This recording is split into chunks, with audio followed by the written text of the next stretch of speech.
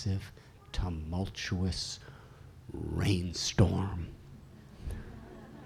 of prema bhakti, love of God, through the clouds of Harinam, the chanting of the names of the Lord. And I am going to flood all of Navadvip in everyone's hearts. Follow me. And he went into the streets, and literally hundreds and hundreds and thousands of people gathered. And they were dancing and singing through the streets with Lord Gauranga's beautiful golden arms like pillars raised high in the air. And the beauty of his dance, the loveliness of his devotion, literally flooded everyone's hearts. The chanting was so loud, and it was so sweet, that it just filled the entire atmosphere. And he took it right to the ruler's house, the kirtan. They surrounded his house, loudly chanting, Hari, Hari. And the ruler, his armies ran away, and he hid. And Gauranga came to the door very respectfully and told one of the guards, you know, I've come as a guest to his house. Where is he? And he came down and he was trembling, and he said, you know, actually, your grandfather, I knew him, and he used to call me his nephew, and I called him my uncle. So that means I'm your uncle and you're my nephew. So sometimes uncles and nephews may have some differences of opinion, but they don't take it so seriously.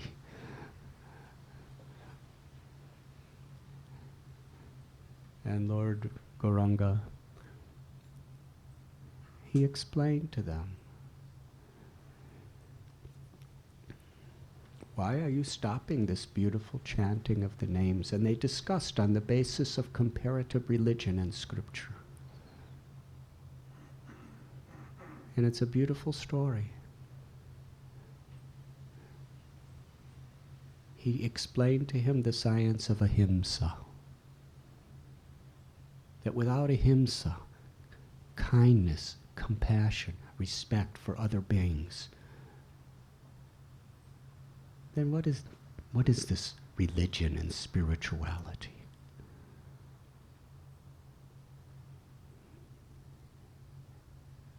And by his influence, they both understood saragrahi, that a really spiritually sincere person is one who seeks the essence.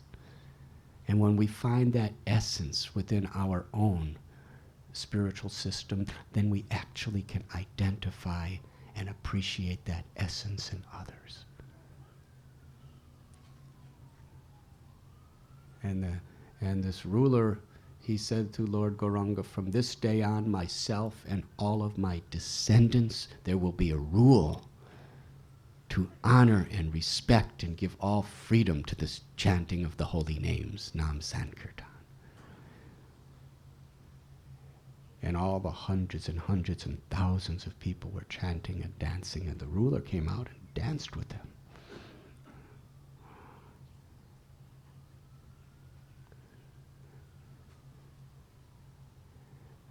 Lord Gauranga saw that there were people in very high positions, scholars, Brahmins, Swamis, who thought that, you know, why should we take his message so seriously? Because at that time he was a married man, and he had a widowed mother named Sachi, who was such a kind, motherly devotee. He understood that to reach the world in this age of Kali, he required to travel everywhere. And in those days, Swamis were very, very highly respected. in order for people to take this message seriously. With the blessings of his mother and his wife, he took sannyas. He became a Swami. He swam across the Ganga early one morning, walked many miles to Katwa, where he accepted the vows of renunciation. He shaved his beautiful, beautiful flowing black hair. He took off his lovely robes to wear the simple drab saffron of a Swami. Why? The Mahabharata and other great scriptures that were compiled 5,000 years ago explain how the Supreme Lord, who's the husband of the goddess of fortune, who's the proprietor of everything, for the sake of showing kindness to the souls of this world, will give up everything to wander barefoot as a Swami.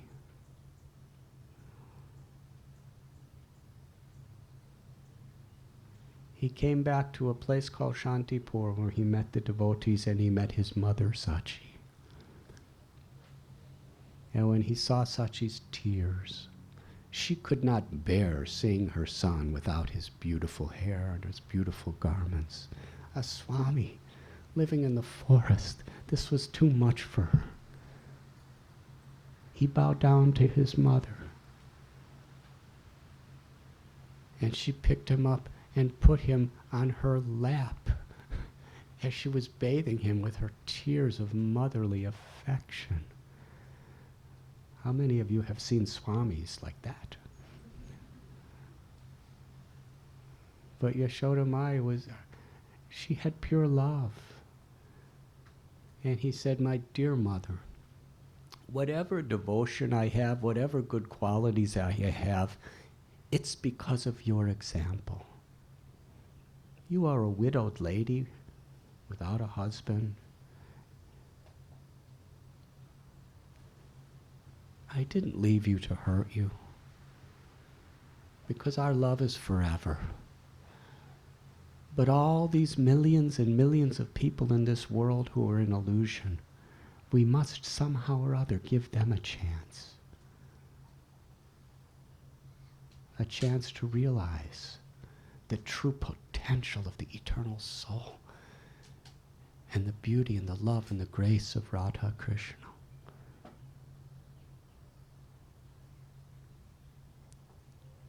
He said, but you are my mother and I am indebted to you, so whatever you tell me I will do. If you want me to stay at home, I will stay at home.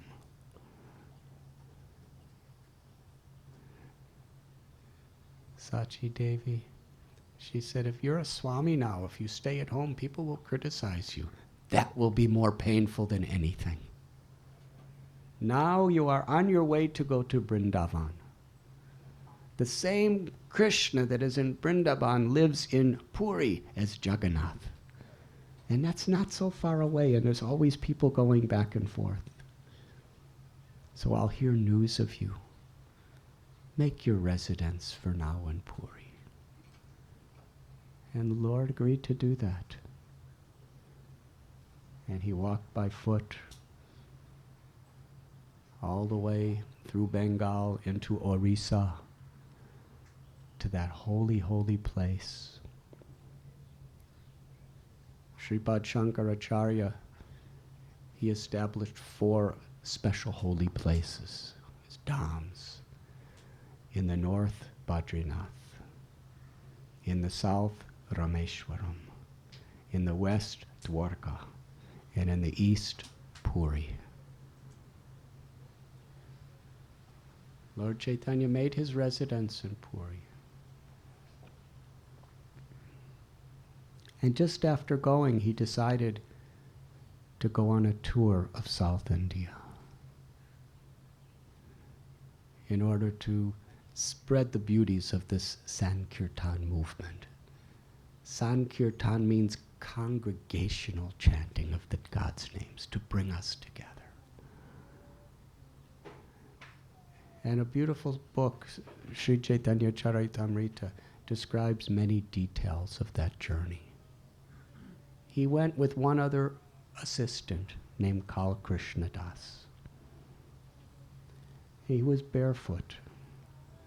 He roamed by foot for the next 2 years, all the way from Puri down to the southmost tip of Kanyakumari, along the east coast and going inland sometimes back out to the coast. And then he went up the west coast. He visited literally thousands of holy places. He met great saints and scholars of all different traditions and shared with them his bhakti, his love. And for the common people, he would go down the road chanting. He especially chanted a particular little song. Krishna, Krishna, Krishna, Krishna, Krishna, Krishna, Krishna, hey.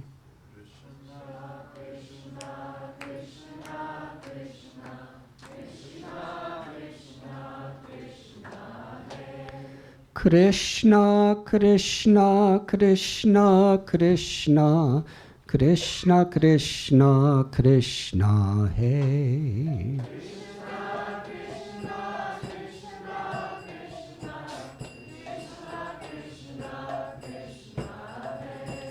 Krishna, Krishna, Krishna, Krishna, Krishna, Krishna, Raksha Mam.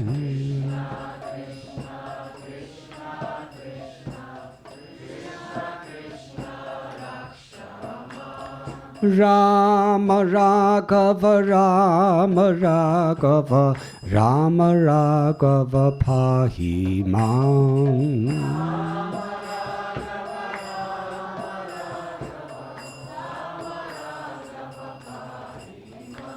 Rama Raghava, Rama Raghava, Rama Raghava, Pahi Mam.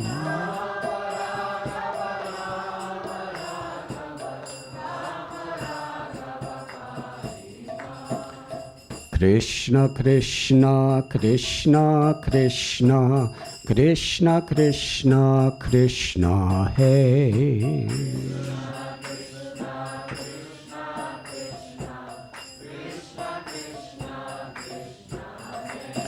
Krishna Keshava, Krishna Keshava, Krishna Keshava, Raksha Mam.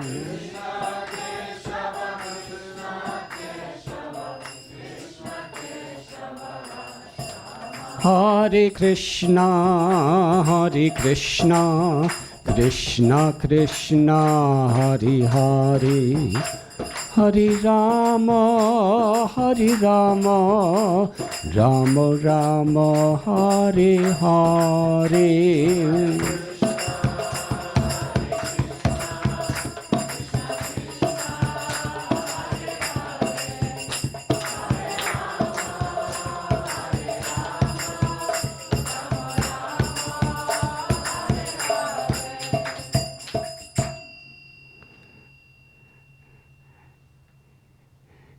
As a Swami, he was saying, I have no possessions anymore.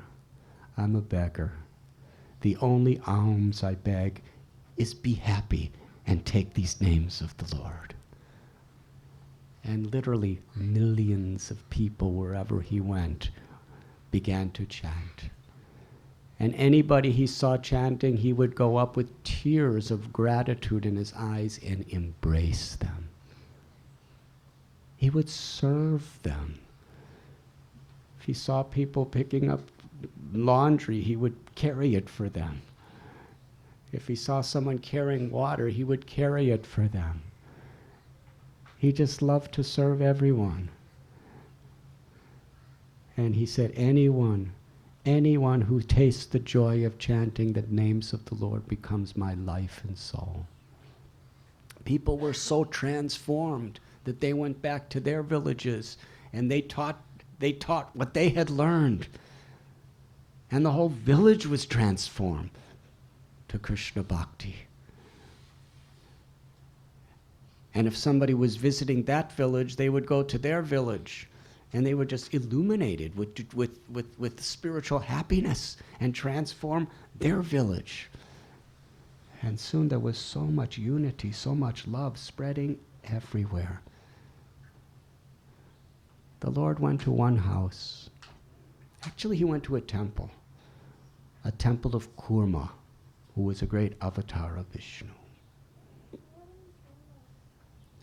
And this Kurma Kshetra, which was visited in the past by Sripad Shankaracharya, by Sripad Ramanujacharya, it has a great history. It's an ancient temple. It's still there today. And when the Lord went into the temple, he saw his beloved Krishna everywhere. In every you see, according to our Ishtadev, we naturally, when he saw Vishnu, when he saw Krishna, when he saw Shiva, when he saw Kurma, he was seeing a wonderful manifestation of his own beloved dear Krishna. That was his mood. And he would dance and sing, and soon thousands and thousands of people were dancing and singing with him. And after this kirtan, one Brahmin, whose name was Kurma, invited the Lord to his home. And he went to his home. And they just spoke spiritual subjects all night. This person offered him some food, offered him a place to stay, offered him beautiful hospitality. And he said, I have one request of you. The Kurma Brahmin said this. He said, I am suffering by the waves of misery in this ocean of material existence. I have this wife, and I have this children, and I have this job, and I have so many entanglements. My desire is I want to renounce everything and come with you. How does that sound? Gauranga said, you never speak like that again. There is no reason for you to change your position. Only you require to change your heart. Remain at home. Remain with your family. Remain with your occupation. But two things are required. Chant the names of Hari.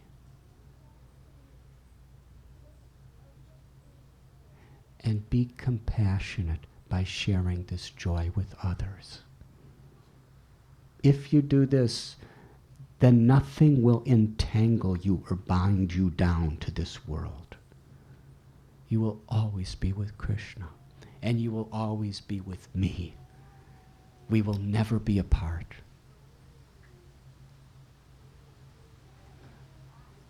When my Gurudev Srila Prabhupada first came to America, he established his chanting in the Lower East Side of New York. And then later he went to the Haight-Ashbury district of San Francisco. This was in 1966, 67.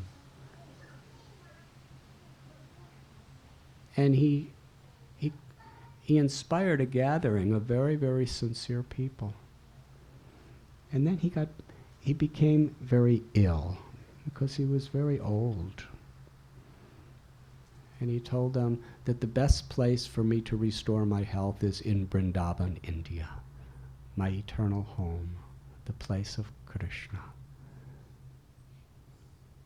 So can you imagine when he was returning to India, these people who they were only devotees at the most for 1 or 2 years, and they were so much dependent on him. As he was about to leave, they were crying. They said, what are we going to do without you? And they were thinking, what if he doesn't live in this physical body any longer? Then what about us? And with a very grave and wise smile,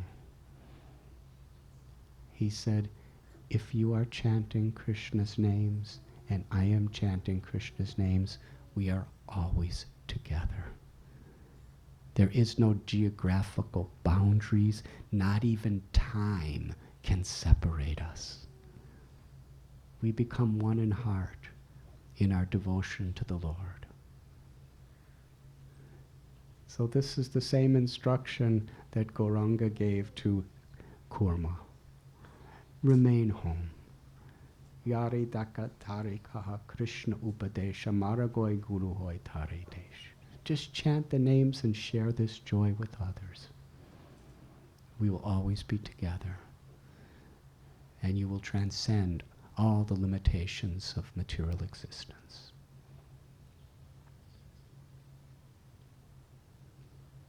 The next morning, the Lord left.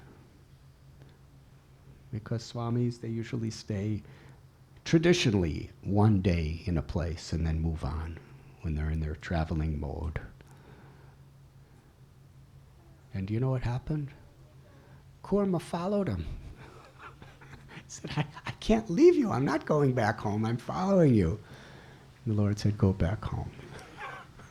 So he went back home. There was one man named Vasudeva who lived in a village nearby, who heard that Gauranga had been there.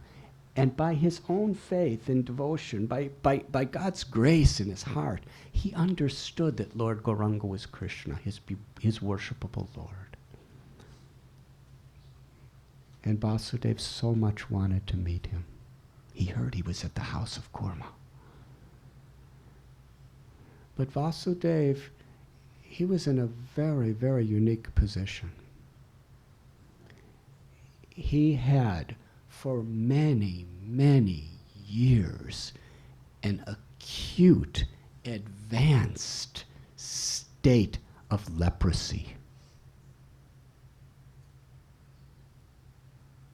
In those days, if you had leprosy, because it was contagious, you weren't allowed to live with anybody except other lepers. And there were no other lepers around. So he couldn't even live in the town. Nobody would talk to him. Nobody would live with him. He just lived somewhere on the outskirts, alone.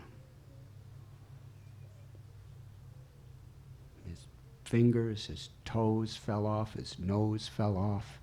His body was so decomposed due to this disease of leprosy. And his flesh became so rotten that it was filled with thousands of living worms that were just eating him away.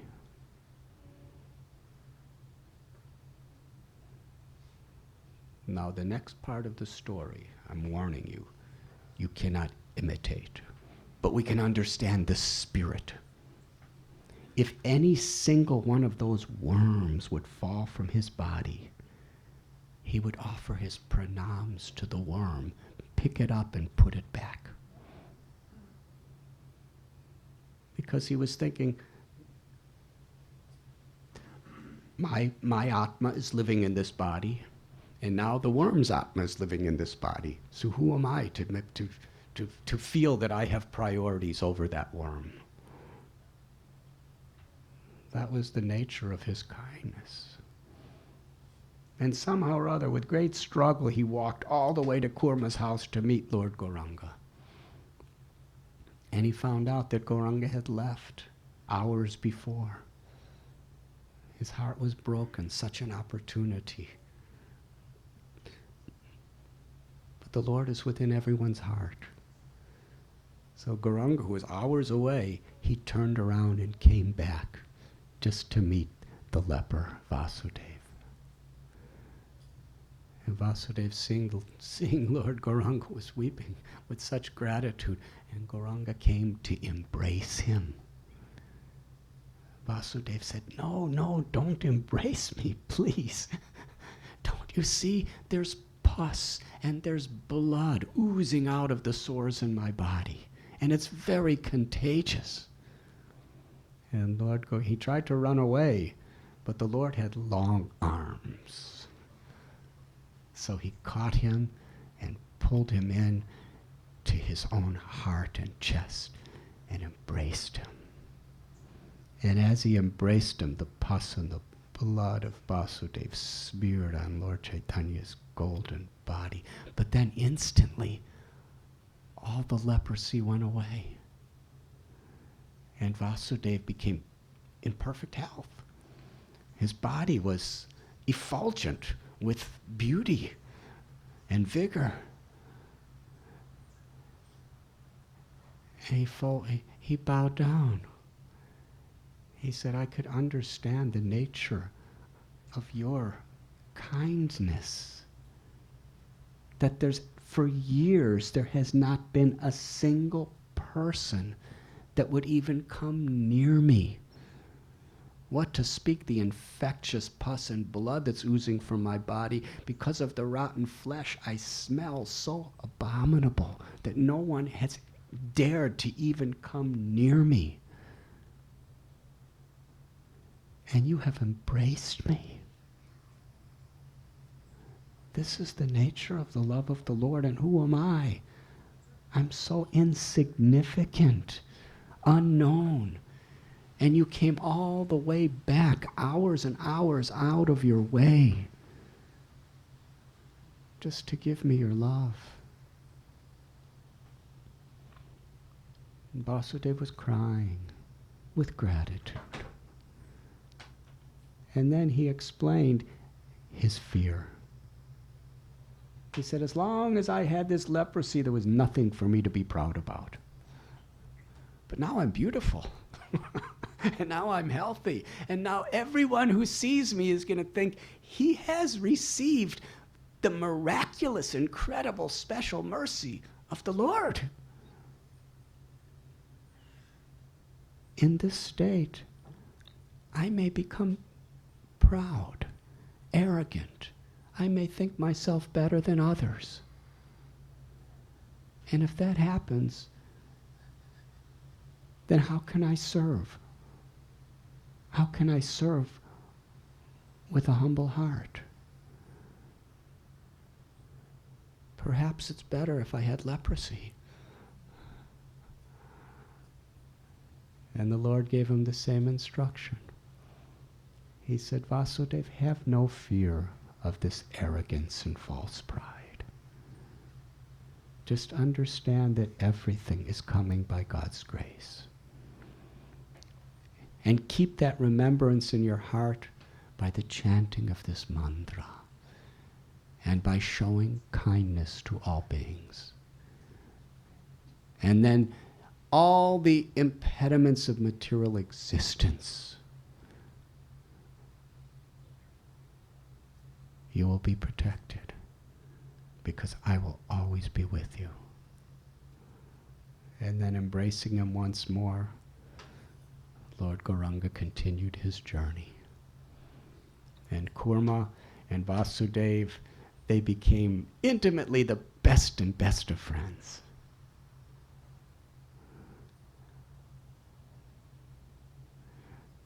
I'd like to share a story that I'm very fond of telling. A few years ago, one of my very dearest friends, his name was Bhakti Swami.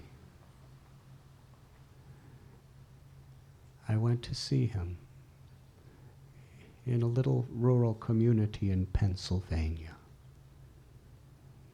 He was passing through the last stages of cancer.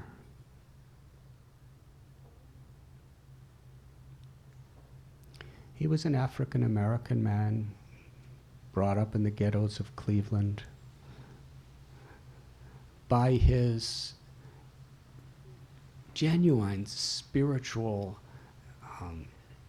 inspiration in life and by his respect and kindness to others, he was given a scholarship to Princeton University. This was in the 1960s.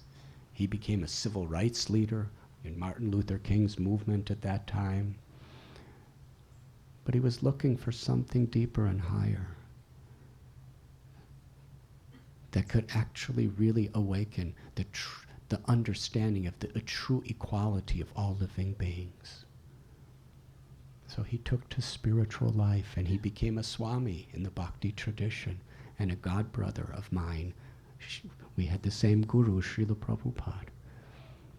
And he wrote dozens of books, and he traveled the world and had tens and thousands of people who were inspired by him, including Muhammad Ali, Nelson Mandela, Alice Coltrane, and so many others. He asked me to remain with him as long as he lived. He told me, according to the doctors, I only have 2 to 3 days to live. I want to die in your arms. Please stay with me. I said, I will cancel all my other commitments and I'll be with you. 2, 3 days was my expectation. He lasted 8 more weeks. And I can't tell you the beauty of that relationship. We would sit for hours every day and just discuss, share our hearts with spiritual topics. He was emaciated then. One of his legs were amputated. There were giant tumors in about 5 or 6 parts of his body that were seen. He couldn't stand, he couldn't walk, he couldn't sit up. And he was such a vibrant person. He used to enchant thousands with his incredible dancing during kirtan. And now he was in this state. In one sense, it was quite heartbreaking to see him like that, physically helpless. And I would sit at his bedside and we would share our hearts with such enlightening subjects. Because when your best friend is in such a state, there's no inclination to gossip or talk about local news. We just go right to the essence. And sharing our devotion to God, sharing our love for our Guru, sharing our desire to serve others, sharing God's names. It became such an incredibly deep, profound relationship. A love that I could not understand could possibly happen between 2 human beings in this world. On a soul-to-soul level, awakened between us. One day, because his cancer was kind of like that sea. Sometimes there were really stormy days where that pain of that cancer just went right into his bones, and on one day the culmination of pain was there. His entire body was trembling. And they picked him up and put him on the chair. We started to talk. But as I was speaking, I could see that it just wasn't humanly possible for him to follow what I was saying, because the pain was so intense. So I chanted this beautiful Hare Krishna mantra. I didn't even sing. I just recited. Hare Krishna, Krishna Krishna, Hare Hare, Hare Rama, Rama Rama, Hare Hare. And he was reciting it with me, together. And suddenly, tears streamed from his eyes. Not tears of pain, tears of ecstasy. His eyes glistened with light. His mouth manifested the most incredible smile. It seemed like they were going to go into his ears. That his lips, he was smiling so broadly. He had a very dark ebony complexion and his teeth were bright white. What a smile. Light started emanating from his face. It seemed to light the room up. And he was shaking his head in such happiness. And he took my hand and held it and said, he said, "It doesn't get any better than this. We are there." I said, "Please explain." He said, I would not trade the state I'm in right now for anything or anyone else in the entire world. Because at this moment, I am tasting the sweetness of Krishna's names. I am feeling the love of Krishna like never before. This is beautiful. I want to share this happiness with the world. He said, I have no fear of death because I know who I am and I know where I'm going and I know who's waiting for me. And he shook his head with tears streaming and said, "It doesn't get any better than this." And amazingly, while he was saying all this, the same trembling of the pain was in his body. It's not that it went away. The storm was there. But he was experiencing something so deep, so rich, so pure that no storm of material existence could reach it. Bhava. Divine love. He said to me, I am tasting, feeling, and experiencing the beauty and the love of Krishna in this mantra. And then he just shook his head again and again and said, wonderful, wonderful, wonderful. There is no impediment if we are sincere, if we connect. Vasudeva and Kurma, they were touched by that grace, and they remained best friends forever. As the Lord, with his bare feet, in a very apparently lonely way, just traversed from one village to another, to another, to another for the next 2 years. And wherever he went, he gave this same message that we are sharing with you today. We will continue this evening. Thank you very much.